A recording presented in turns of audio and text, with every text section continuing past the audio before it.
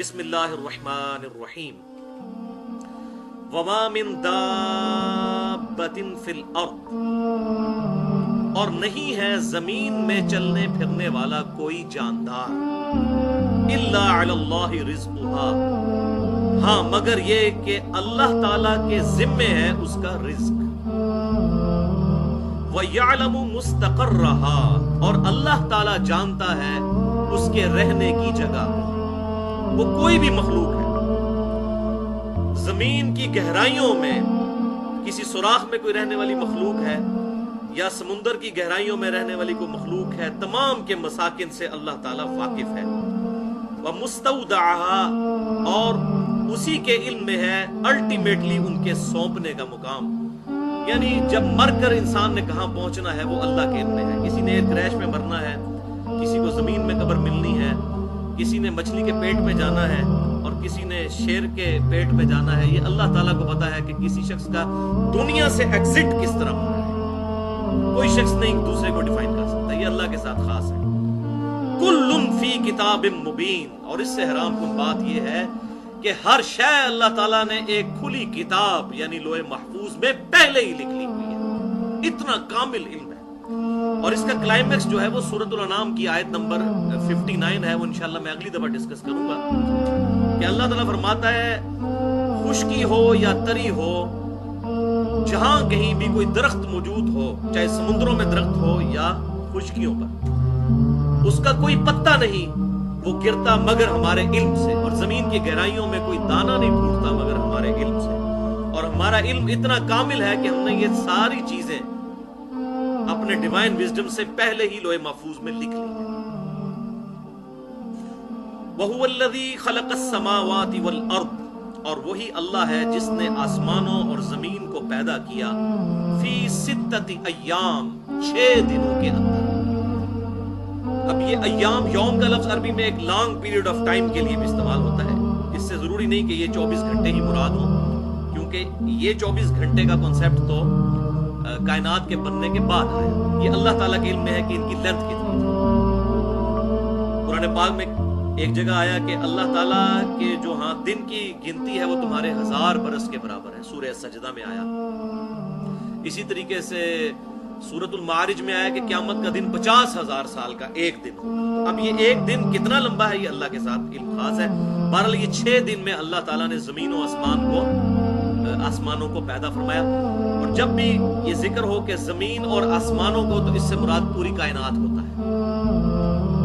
وَكَانَ عَرْشُهُ عَلَى الْمَاءِ، اور اس وقت اس کا عرش پانی پر تھا۔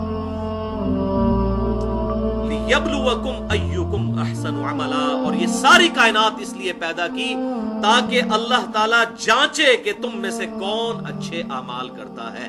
زمین و آسمان کی پیدائش اور پوری کائنات کی پیدائش کا واحد مقصد انسان کا ٹیسٹ ہے،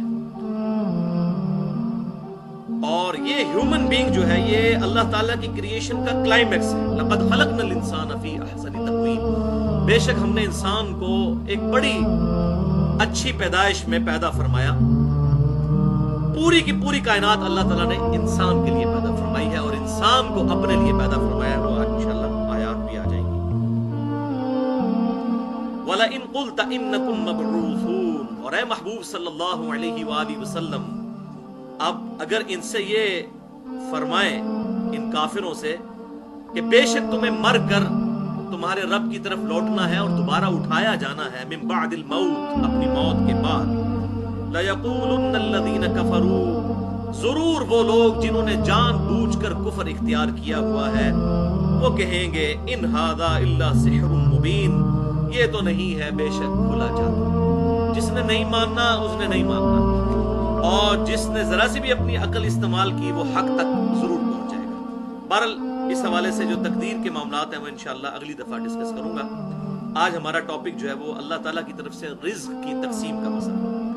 تو یہ 2 آیات ہیں۔ پہلی آیت جو ہے اس میں بالکل کلیئر کٹ آیا کہ اللہ تعالیٰ نے زمین پر چلنے پھرنے والے ہر جاندار، چاہے وہ سمندروں میں ہے یا خشکی میں ہے، اس کے رزق کا ذمہ اپنے اوپر خود لے لیا ہے۔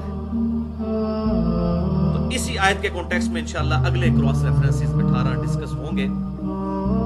کراس ریفرنس نمبر 1 سورہ حامیم السجدہ کی آیت نمبر 9 اور 10.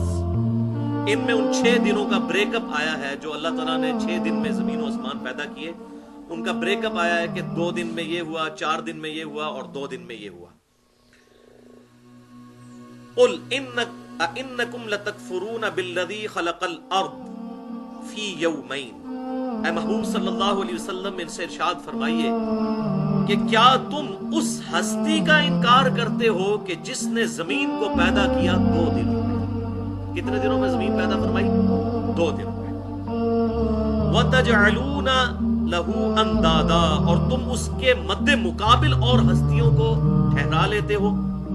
ذَلِكَ رَبُّ الْعَالَمِينَ, جو کہ ہے رب العالمین, سارے جہانوں کا پالنے والا. اس کے مقابلے پر اور ہستیوں کو سمجھتے ہو تو ساری مخلوقات ہیں. وَجَعَلَ فِيهَا رَوَاسِيَ مِنْ فَوْقِهَا, اور اسی نے اس زمین کے اندر پہاڑ اوپر سے جما دیے. وَبَارَكَ فِيهَا, اور اس میں برکت رکھ دی. وَقَدَّرَ فِيهَا, اور اس میں اندازہ مقرر فرمایا. أَقْوَاتَهَا, تمام خوراک کا. فی 4 ایام, 4 دنوں کے اندر.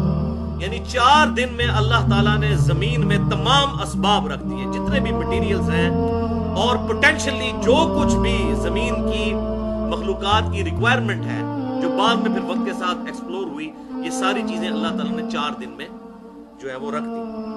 سواء للسائلین, یہ ضرورت مندوں کی حاجت کے مطابق اللہ تعالیٰ نے معاملات فرما دیے. یعنی زمین کے اندر تمام چیزیں پوٹینشلی رکھ دی. اور یہ اب یہ جو سائلین ہیں, مانگنے والے, یہ سب کے سب حاجت مند ہیں. چاہے وہ حشرات الارض ہوں, پرندے ہوں, چرند ہوں, نباتات ہوں, حیوانات ہوں, انسان ہوں, جنات ہوں, سب کے سب سواء للسائلین میں آتے ہیں.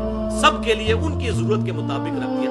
اور آپ دیکھیں کمپیٹیبلٹی, یعنی آپ ایک شیر کے سامنے تازہ ترکاری لا کے رکھ دیں, وہ کبھی بھی نہیں اس کی طرف دیکھے گا بھی نہیں.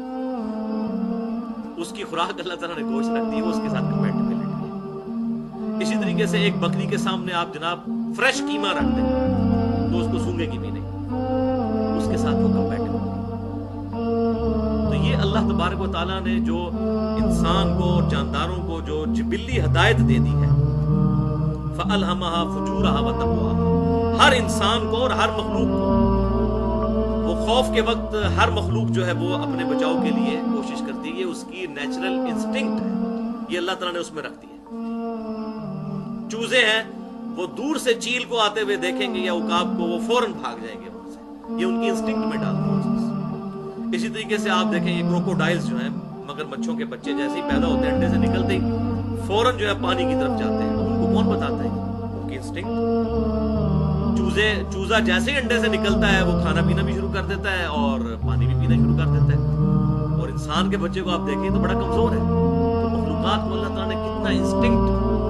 اب یہ چھوٹا بچہ جو پیدا ہوا ہے, اگر اس کو یہ سکھانا پڑے کہ اس نے دودھ کیسے پینا ہے, تو میرے خیال ہے سارے انٹلیکچوئلز مل کے اس کو سمجھا نہیں سکتے. اس کا انٹلیکچوئل لیول ہی اتنا نہیں ہوتا.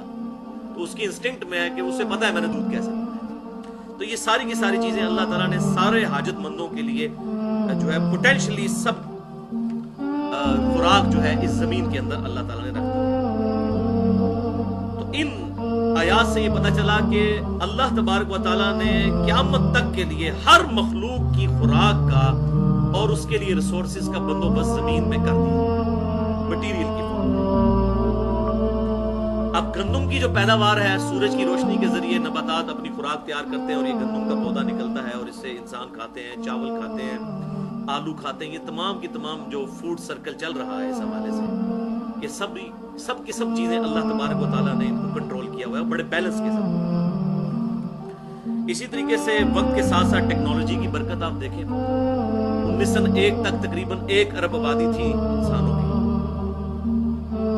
اور اس وقت یہ پریڈکشنز ہوتی تھی 2001 میں اگر 2 ارب ہو گئی تو مصیبت پڑ جائے گی, کیسے لوگوں کی ضرورتیں پوری ہوں. لیکن 2001 میں 2 ارب نہیں ہوئی, 3 ارب بھی نہیں ہوئی, 4 ارب بھی نہیں ہوئی, 5 ارب بھی نہیں ہوئی, 6 ارب کے قریب, اور اب تقریباً 7 ارب کے قریب آبادی ہو چکی ہے اور ساری ضرورتیں پوری ہو رہی ہیں. ٹیکنالوجی ایسی اور یہ ظاہر ہے یہ بات ہی بڑی، کیونکہ میڈیکل سائنس نے ترقی کی، انسان نے بیماریوں پر کنٹرول پا لیا. پہلے طاعون کے مرض سے ہی لاکھوں لوگ مر جاتے تھے.